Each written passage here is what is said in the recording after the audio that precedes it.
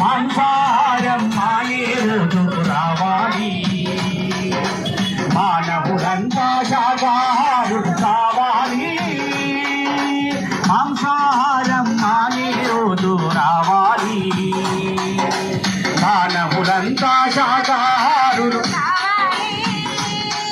ఆ క్రిమి కీటక జన్మలు దాటి పశువానర జన్మలు గడిపి కీటక జన్మము దాటి పశువానర ఆ పరిణామాక్రమమున నీవు మనుషునిగా మారుతివి.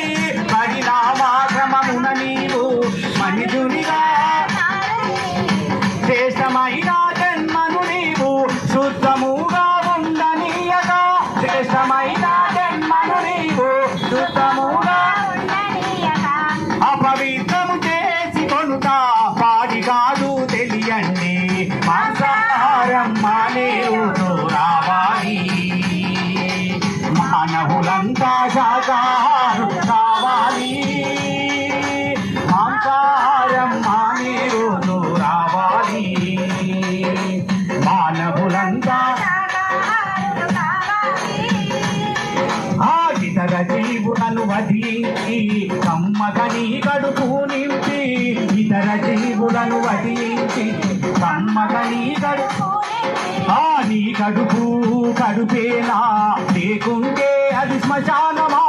నీ కడుపు కడుపేనా లేకుంటే ఆ జీవుల ఆత్మఘోషలు నీ చెవులకు వినబడలేదా. ఆ జీవుల నీ కఠినపు హృదయపులోకి కరుణన్నది రానే రాదా.